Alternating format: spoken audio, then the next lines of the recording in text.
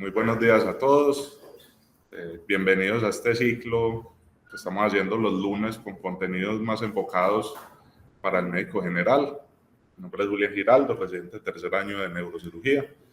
Vamos a hablar de hallazgos tomográficos en trauma craneoencefálico.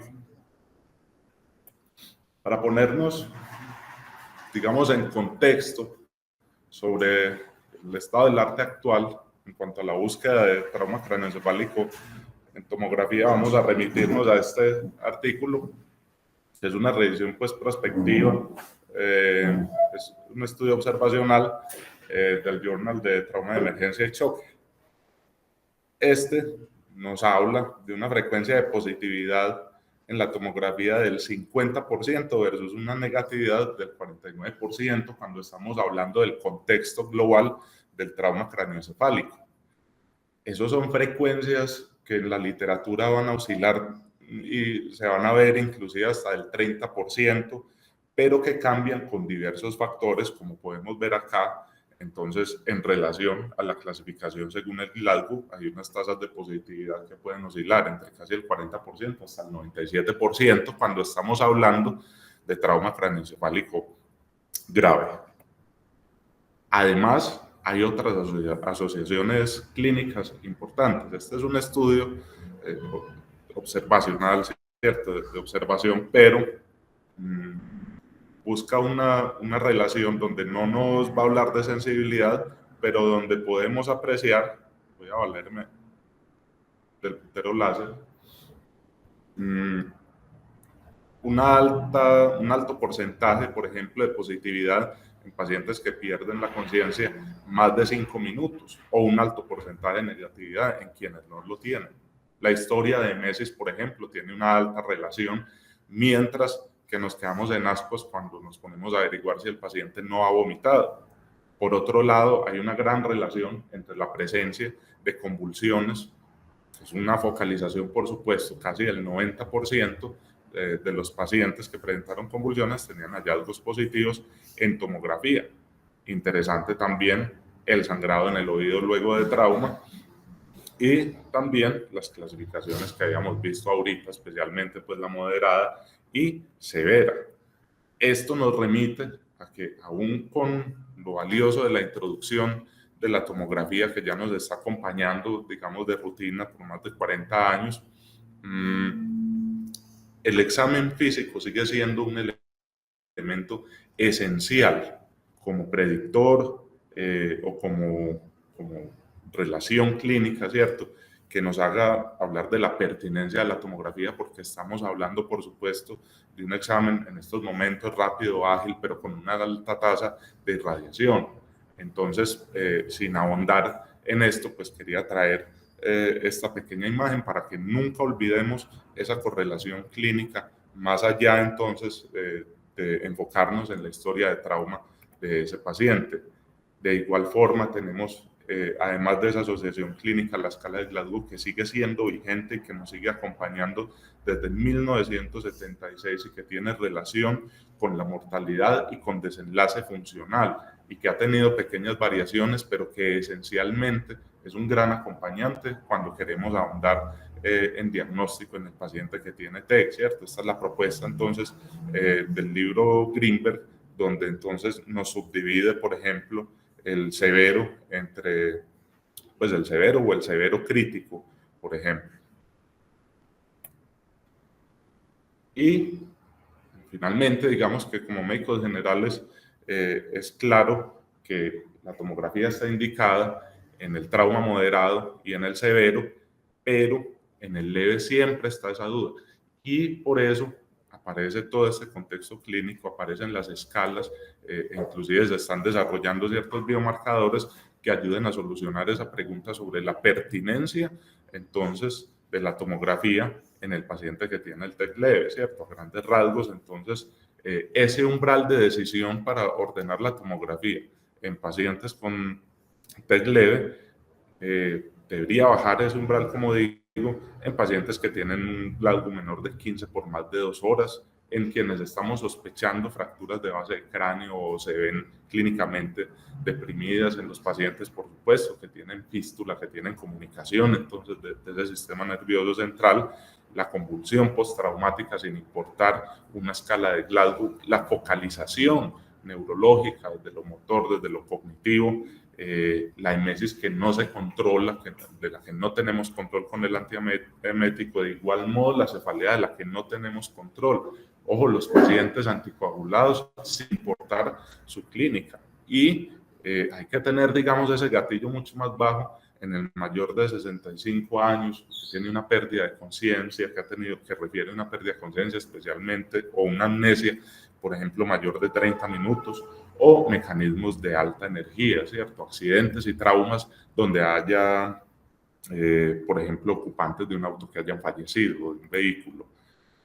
Todo esto está condensado a grandes rasgos, digamos, en el New Orleans Criteria y el Canadian City Headbook, que, digamos, resumen y dejan en un esquema todo esto que acabamos de decir, ¿cierto?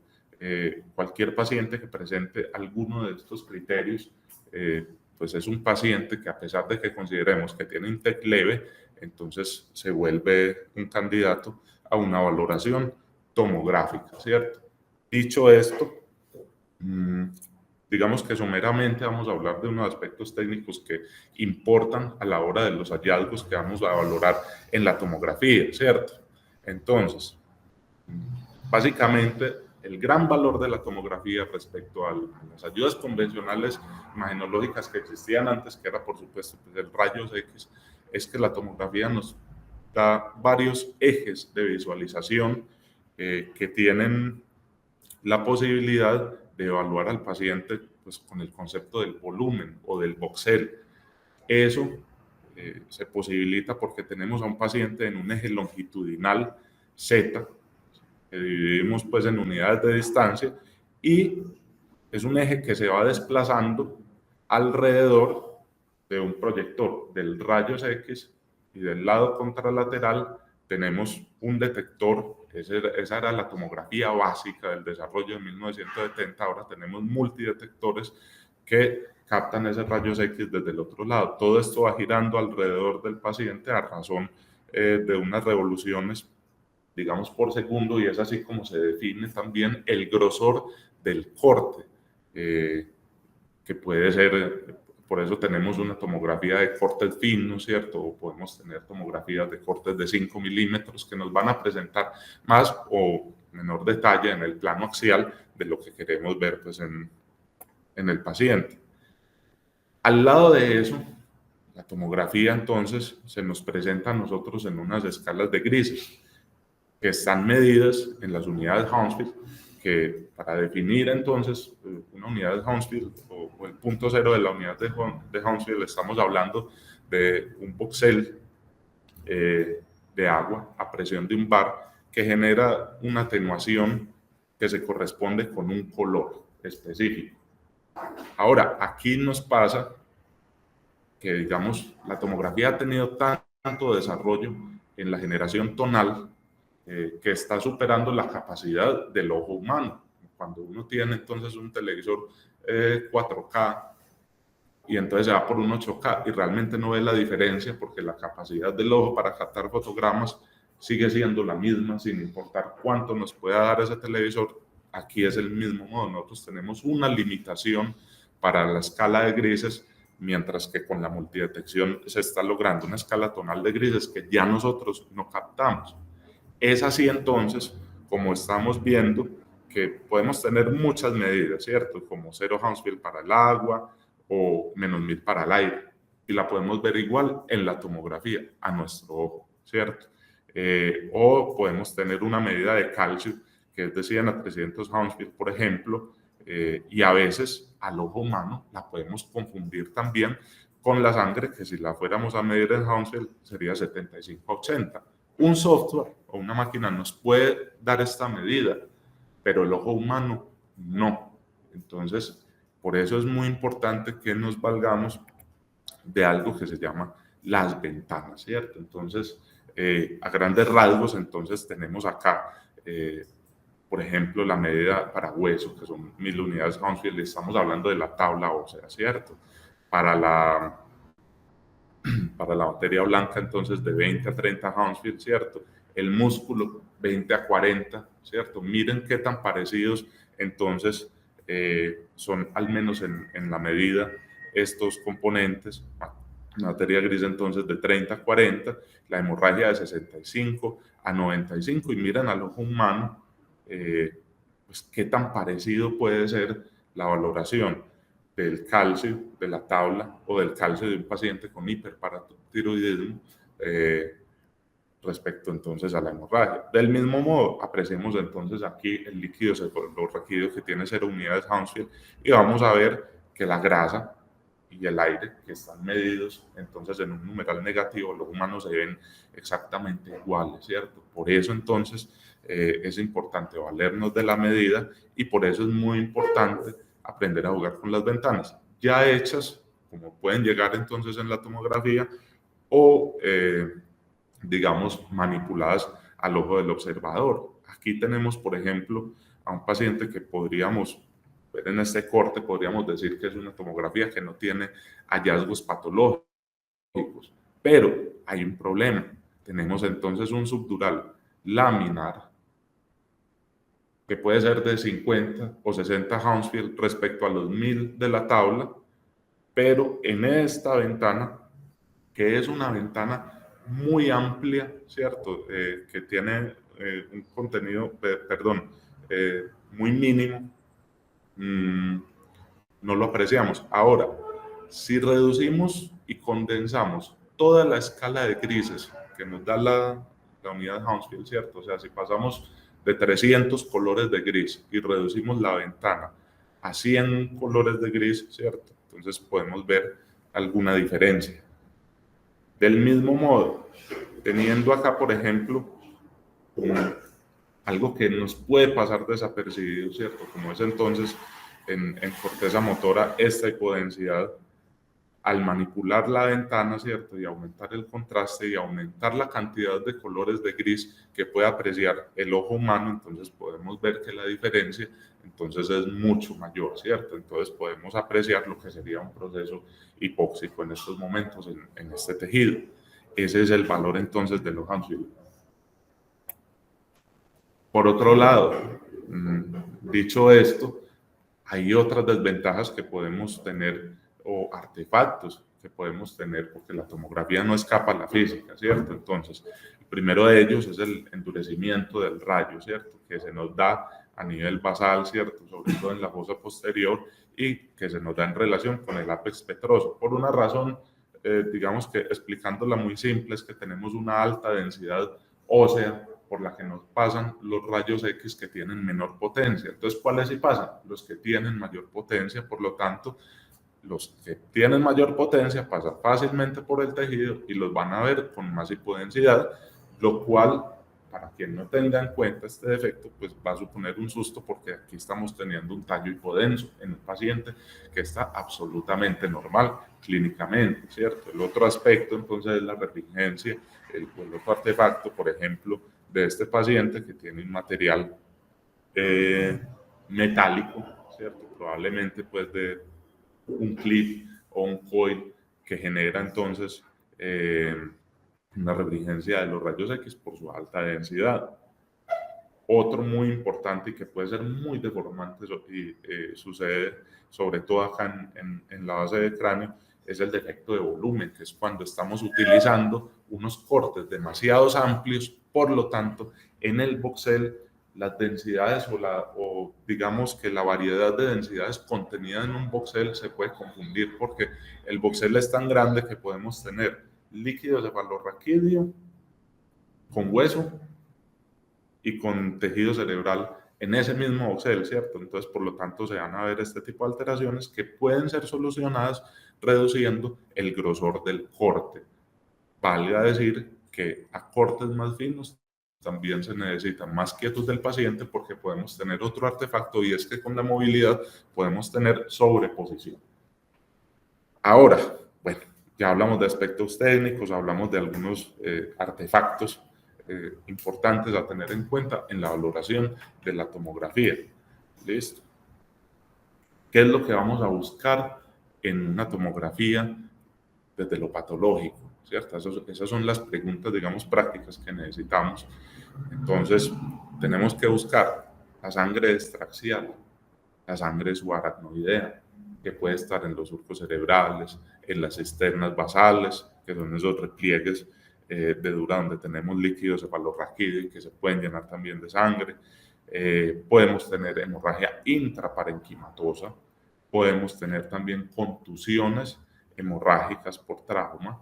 En el 10% del trauma craneoencefálico podemos tener hemoventrículo, que es el contenido de sangre en los ventrículos y que se asocia a pobre pronóstico y que tiene riesgo de hidrocefalia, que también la tenemos que buscar en la tomografía por obstrucción principalmente. Tenemos que buscar el edema cerebral global o localizado o las lesiones que generan un efecto de masa también. Tenemos que buscar signos de sufrimiento cerebral, signos de anoxia principalmente, la pérdida de la interfaz de esa escala de grises entre la sustancia blanca y la gris. La búsqueda de las fracturas basales, pues, en general de las fracturas, ¿cierto? Si son deprimidas o si son abiertas, pero especialmente de las fracturas basales es muy importante porque se asocian a fístula y porque pueden corresponder a trayectos vasculares o a salidas de pares craneales que pueden tener implicaciones clínicas si no son solucionadas. Tenemos que buscar entonces también infarto, la presencia de aire en el cráneo y el compromiso de la línea media, porque pues, son criterios que nos hablan de la necesidad quirúrgica. Hay clasificaciones de las que nos podemos valer y que tienen asociación de mortalidad, como la clasificación Marshall, que es una clasificación relacionada a la presencia de edema cerebral y sobre todo está en relación al riesgo de presión intracraneana. Eso tiene grandes relaciones entonces con la mortalidad y con algo que se llama la Glasgow Outcome Score, que es una escala funcional en estos pacientes, ¿cierto? Entonces tenemos un Marshall 1, que es una tomografía normal con un sistema ventricular que se aprecia sin problemas. En la 2 podemos tener entonces componentes hemorrágicos o con efectos de masas menores de 25 centímetros cúbicos, ¿cierto? Y sin desviación de la línea media. En la 3 entonces tenemos un sistema obliterado ventricular y de cisternas. En la 4 ya tenemos un desplazamiento de la línea media mayor de 5 milímetros, ¿cierto? Y la 5 y la 6, esto está al revés, realmente la 5 es la masa evacuada y la 6 es la masa no evacuada, ¿cierto? Estas contusiones frontovasales que vemos acá. Entonces vámonos ya de afuera hacia adentro, vamos a ver muchas imágenes y vamos a repetir muchas imágenes, que es lo que vinimos a ver, hallazgos tomográficos patológicos, ¿cierto? Comencemos desde afuera, ¿sí? Este es un paciente, por ejemplo, que naturalmente tiene una anatomía distorsionada, ¿cierto? Aquí tenemos entonces un gran edema epicraneano, tenemos unos componentes de burbujitas de neumoencéfalo, de aire, ¿cierto? Y tenemos hasta donde vemos acá una tabla ósea respetada. Es usual también que tengamos junto con estos daños de tejidos blandos la presencia de objetos extraños. Esto, como puede ser una esquirla ósea, puede ser un objeto extraño, entonces que está aquí también cambiándonos y mostrándonos una densidad distinta al tejido que estamos observando. Podemos tener escalpes totales, muy usuales en accidente de tránsito, según la literatura, muy usuales para nosotros en Colombia por el uso del machete, ¿cierto? Entonces, no necesariamente relacionados con traumas de alta energía, sin decir que un machete pues no sea peligroso. Bueno, tenemos entonces, pasando al plano óseo, entonces la disrupción de la tabla ósea, ¿cierto? Entendida entonces como aquí en el plano axial la pérdida de la continuidad de la tabla, ¿cierto? Con una línea hipodensa.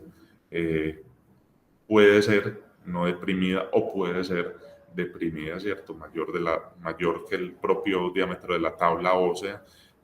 Podemos tener también fracturas en diastasis, ¿cierto? Esta es una diastasis de la sutura lambdoidea, digamos, mucho más apreciable en la reconstrucción 3D, que es una de las ventajas de las tomografías con multidetección y multicorte, ¿cierto? Que nos posibilitan este tipo de reconstrucciones.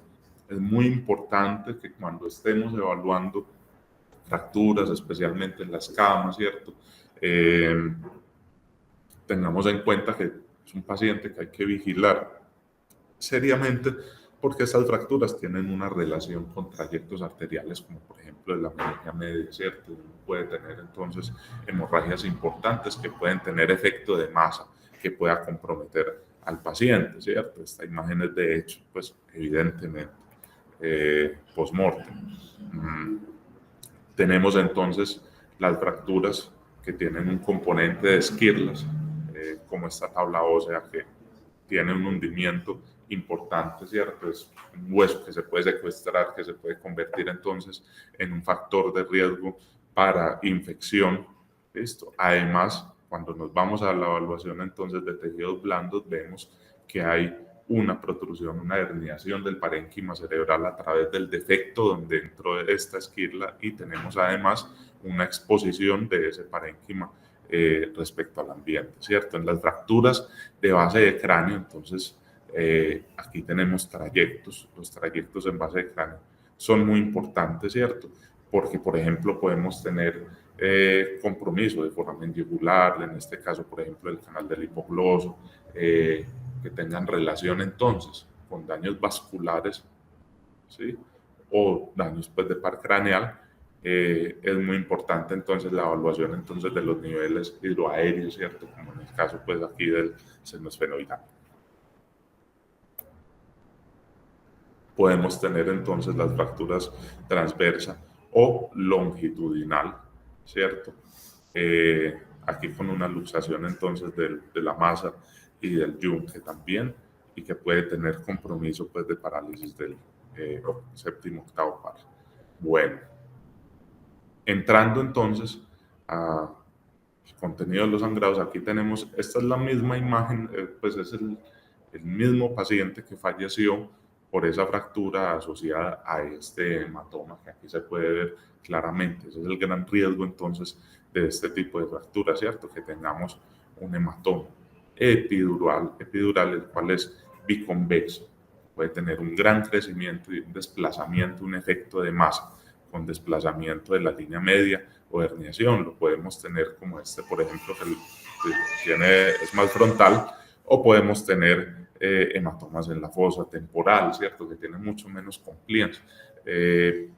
No se puede decir que el cráneo tenga unos compartimientos definidos o cerrados, pero sí, digamos, hay unas estructuras dentro del cráneo, unas fosas que tienen unos límites anatómicos, ¿cierto? Ya sea el anterior, el medio o el posterior o la fosa temporal, ¿cierto? Que están divididos por repliegues de dura madre y que no toleran ciertas presiones, especialmente la fosa temporal tiene una pobre eh, tolerancia al sangrado epidural, ¿cierto? Aquí vemos, por ejemplo, entonces, una valoración de tabla ósea con una escala de grises, una ventana adaptada pues con un alto contraste para ver la tabla y se ve muy poco pues este mismo hematoma epidural. Acá muy interesante, entonces tenemos el signo del remolino, que lo que nos quiere decir es que hay una sangre allí en movimiento, que tenemos un sangrado activo en estos momentos, ¿cierto? Es un paciente evidentemente quirúrgico, con un diámetro de más de 15 milímetros y un volumen mayor de 30 centímetros. Podemos tener del mismo modo, ¿cierto? Estos pequeños epidurales que son de vigilancia, pero que pueden crecer, que pueden tener un sangrado activo y que tenemos siempre que vigilar desde lo clínico y dependiendo de lo próximo que fue la tomografía con controles a 6 horas. Podemos tener entonces un hematoma epidural en fosa posterior, ¿cierto? Ahora que hablábamos de compartimentos, ¿cierto? Entonces tenemos una fosa con muy poco compliance, ¿cierto? Donde tenemos el cerebro, donde tenemos como límites adelante un clivus, atrás el hueso occipital, arriba tenemos el repliegue entonces del tentorio y también hay una muy pobre tolerancia, ¿cierto? Tanto que mientras que si supratentorial estamos hablando de un límite de volumen de 30 centímetros cúbicos para pensar en una cirugía. En la fosa posterior, pues la literatura habla de 10 y hay algunos que ni siquiera toleran la presencia de algo que haga un efecto de masa en la fosa posterior, ¿cierto? Aquí la asociación de este mismo hematoma entonces con una simple fractura lineal que no fue desplazada, ¿cierto? Y que inclusive pues hay que echarle muy bien el ojo para que no se nos pierda, ¿cierto? Nunca olvidemos la tabla ósea por la importante relación que puede tener con el parénquima. El otro sangrado importante que vamos a encontrar, ¿cierto?, en fenómenos traumáticos es el sangrado subdural, el cual tiene un comportamiento, una forma más en media luna, ¿cierto? Porque ya está por debajo de la dura y sencillamente comienza a desacompañar los surcos y a moldearse a la anatomía del cerebro, ¿cierto? Mientras que el otro está contenido por la dura y por eso tiene, digamos, esa forma tensa y biconvexa. Este es un subdural, digamos, laminar, limítrofe, cuando lo valoramos desde lo axial o desde lo coronal, ¿cierto? Es un subdural agudo porque no podemos medir la densidad, pero claramente es sangre, ¿cierto? Hiperdensa de sangre aguda, ¿cierto? Ahora, puede que tenga un tamaño limítrofe, pero tiene a grandes rasgos una desviación importantísima de la línea media, tranquilamente de más de 10 milímetros, lo que hace que este paciente sea un paciente ya quirúrgico de facto. La manifestación del hematoma subdural se puede ver también asociada a la FALS, como vemos acá, ¿cierto? Un poco efecto de masa, pero es apreciable. Y bueno, y mucho más apreciable este hemisférico izquierdo que vemos, que oblitera el sistema ventricular además y que está generando una herniación, no lo tenemos aquí coronal, pero una herniación subfalcina claramente, ¿cierto? De protrusión del tejido cerebral por debajo de la FALS, de la hoz de la dura madre. Aquí tenemos uno de los ejemplos de los que hablamos, por lo cual habría que ampliar la ventana de grises, ¿cierto? Para ser mucho más sensibles y ver un hematoma que se confunde con la tabla ósea, que es laminar, pero que hay que vigilar, ¿cierto? Se ve mucho mejor cuando ampliamos la escala de grises. Este es, digamos, uno de los más evidentes, con un gran efecto de masa, con una obliteración del sistema ventricular, con un compromiso de herniación, inclusive no sabemos más abajo, pero pues evidentemente está generando entonces una hidrocefalia y un atrapamiento entonces del ventrículo contralateral. Podemos tener entonces distintas densidades en los hematomas, ¿sí? Y aclaro esto porque es muy común que nosotros nos veamos enfrentados a agudización neurológica o al paciente viejito que se cae o que convulsiona o que llega con una paresia, con una focalización, sin que necesariamente haya un trauma agudo, ¿cierto? Nosotros podemos tener entonces pacientes con unos hematomas subdurales, subagudos o crónicos que ya tienen una degeneración proteica del líquido, por lo que entonces podemos ver entonces estos efectos de hematocrito donde ya tenemos una sedimentación que se ve más hiperdensa respecto a un componente ya mucho más cercano a la densidad del agua, ¿cierto? Los podemos tener también isodensos, subagudos, que no se han sedimentado y que se pueden confundir fácilmente con el parénquima cerebral, por lo que es muy importante ver la asociación de masa y tratar de ampliar la ventana para apreciar la relación anatómica o la división anatómica de los surcos respecto al comportamiento entonces de este subdural. Podemos tener signos de cronificación que a veces nos pueden confundir y nos pueden decir, uy, este paciente está sangrando, aquí hay un signo del remolino, que es este. Este es un paciente, por ejemplo, que ya lleva mucho tiempo con un hematoma subdural hemisférico y que está comenzando a hacer loculaciones o colecciones de colágeno que podemos confundir y que aumentan la densidad, ¿sí? Mientras que aquí, por ejemplo, tenemos a un paciente que claramente podría tener un higroma, ¿cierto? Un líquido o un hematoma subdural crónico que tiene un sangrado agudo en estos momentos, ¿cierto? Puede ser por trauma, puede ser porque el paciente es anticoagulado, ¿cierto? Pero entonces es una de las valoraciones a tener en cuenta. Pues un paciente también, evidentemente, quirúrgico en estos momentos. El otro tipo de sangrado que podemos apreciar es la hemorragia subaracnoidea traumática, ¿cierto? Aquí vemos, esta es una imagen del Greenberg, digamos, pues muy típica, donde podemos ver la sangre que acompaña los surcos. Y podemos tener también ese componente subaracnoideo traumático, se nos puede ir a las cisternas, y ese es un gran reto porque muchas veces pensamos, bueno, ¿qué fue primero, el huevo o la gallina? ¿Cierto? Este paciente tiene un componente vascular que sangró y que generó un trauma, una caída, o realmente fue que el paciente se cayó y tiene un sangrado en este punto, ¿cierto? Entonces ahí es donde uno comienza a jugar y a valerse de otras herramientas como el angiotap para apreciar entonces la anatomía de los vasos y descartar otros componentes vasculares. Otro componente hemorrágico y que puede ser a veces de evoluciones lentas, pero importantes, es el frontovasal, ¿cierto? Pues bueno, aquí tenemos un frontovasal, pero la contusión hemorrágica es muy importante.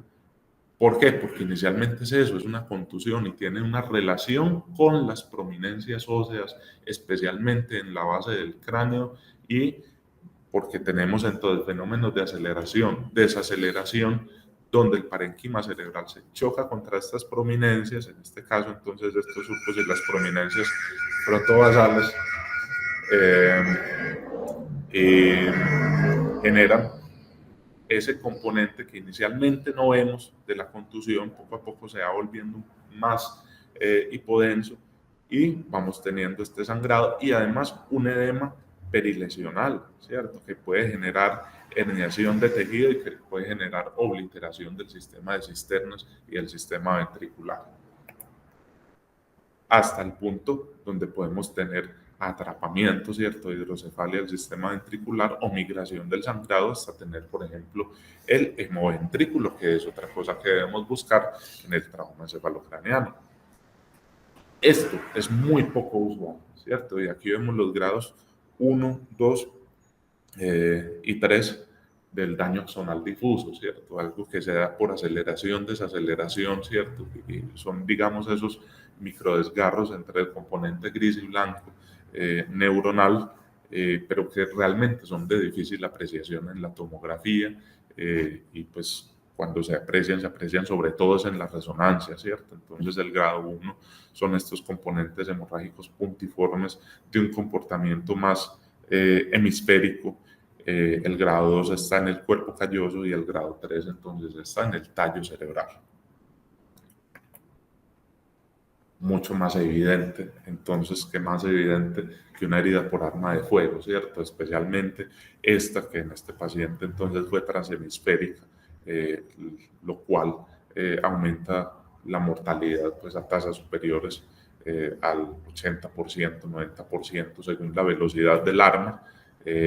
Genera una cavitación, puede generar un trayecto hemorrágico, una refringencia entonces de ese proyectil que es metálico, que puede tener componentes metálicos mixtos. Este, por ejemplo, es único, pero es muy usual que veamos esquirlas dispersadas entonces en profundidad en todo el parénquima, ¿sí? Y también esquirlas óseas, ¿cierto? Componentes óseos que acompañan todo ese trayecto, en este caso de entrada y de salida del proyectil.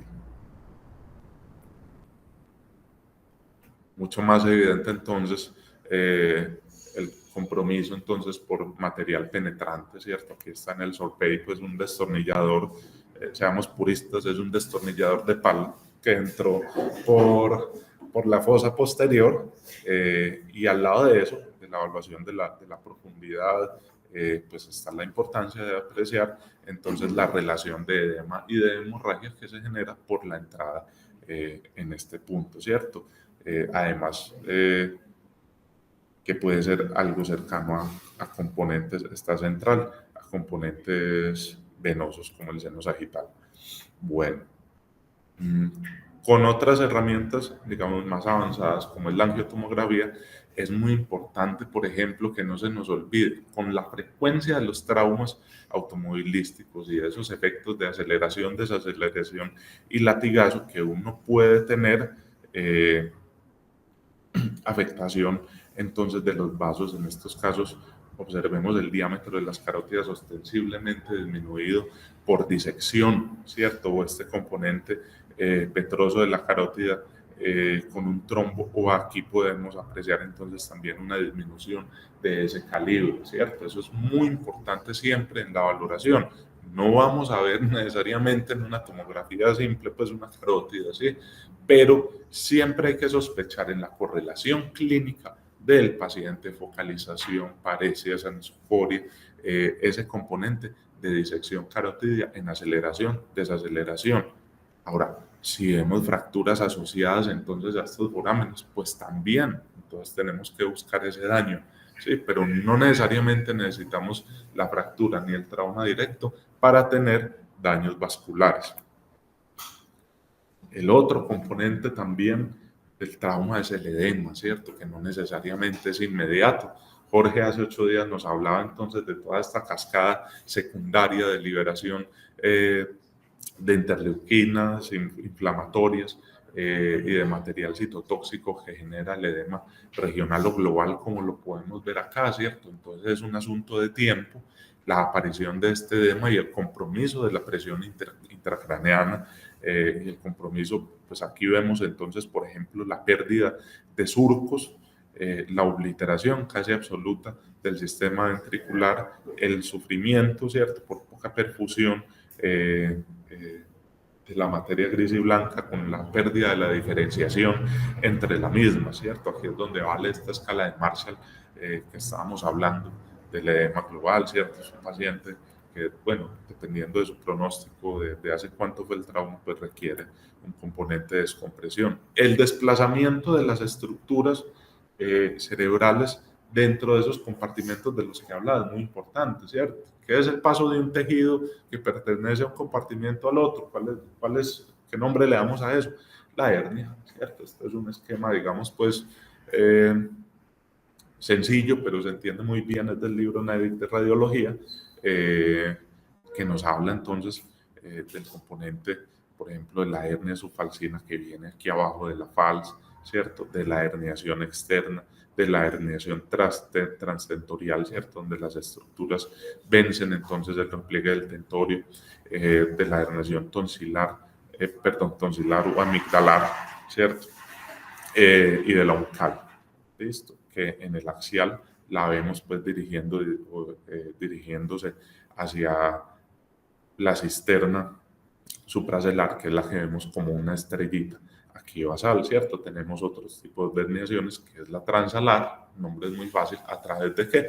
Del ala del esfenoide, ¿cierto? Entonces fijémonos que siempre vencen estructuras, y también podemos tener herniaciones, digamos, inversas, ¿cierto? La transtentorial ascendentes por componentes de efecto de masa importantes en la fosa posterior. Aquí vemos entonces, por ejemplo, la irrupción de la cisterna supracelular con una herniación uncal, ¿cierto? En relación a un importante edema, entonces, hematoma subdural, ¿cierto? Este es el mismo paciente y ha intervenido con una mejoría, entonces, de la herniación. Aquí tenemos, entonces, compromiso, por ejemplo, no tenemos el coronal, pero evidentemente es un paciente que tiene un desplazamiento de más de 5 milímetros, que es lo que nos importa en el Marshall, ¿cierto? Para definir pues la escala, y también importa quirúrgicamente, y que tiene un desplazamiento hemisférico bajo la voz. Esa es la subfalcina. Aquí en el axial, por ejemplo, entonces vemos una herniación amigdalina, ¿cierto? Bilateral, absolutamente clara. Un compromiso entonces del sistema ventricular, una obliteración hacia el clivus de la cisterna prepontina, una obliteración de la anatomía del mesencéfalo, ¿sí? Atrapamiento entonces del sistema ventricular con dilatación del cuerno temporal y un desplazamiento además hacia lateral de un hematoma subdural que no se ve tan grande, tan escandaloso como los otros que hemos visto de ejemplo, pero que puede generar un edema y un efecto de masa importantísimo. El otro componente muy importante siempre a evaluar pues es la hidrocefalia, el hemoventrículo como generador de hidrocefalia por obstrucción entonces del drenaje y la dilatación entonces del sistema ventricular de la que nos podemos valer. Digamos que esta es muy visible, ¿cierto?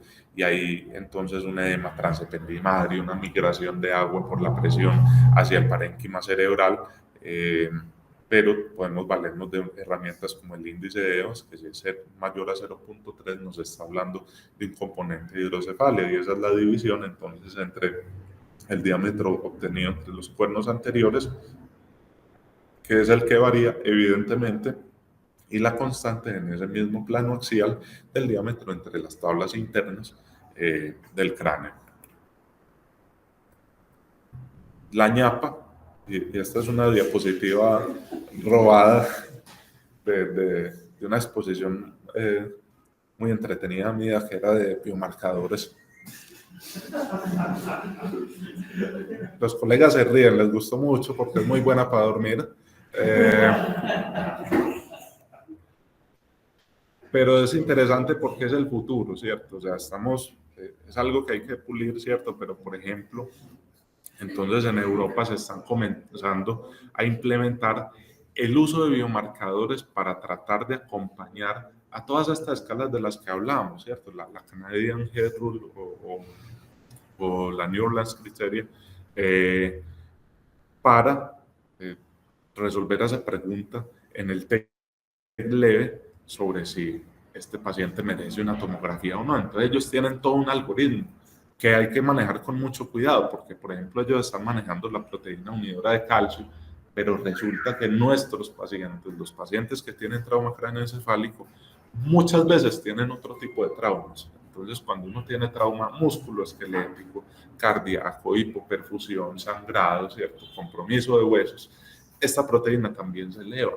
¿Sí? Por lo que entonces uno puede tener allí unos falsos positivos y termina mandando tomografías que no se necesiten, ¿cierto? Entonces, sin embargo, todos estos trabajos pues, de proteína S100 o de proteína fibrillar glial están hechos para tratar de acompañar en modo de POCT, ¿cierto? O sea, de point of care, de laboratorios en el punto de trabajo inmediatos, para acompañar esa decisión de la tomografía en el TEC leve. Hasta entonces, sigámonos valiendo de una gran herramienta complementada siempre con la evaluación clínica juiciosa, ¿cierto?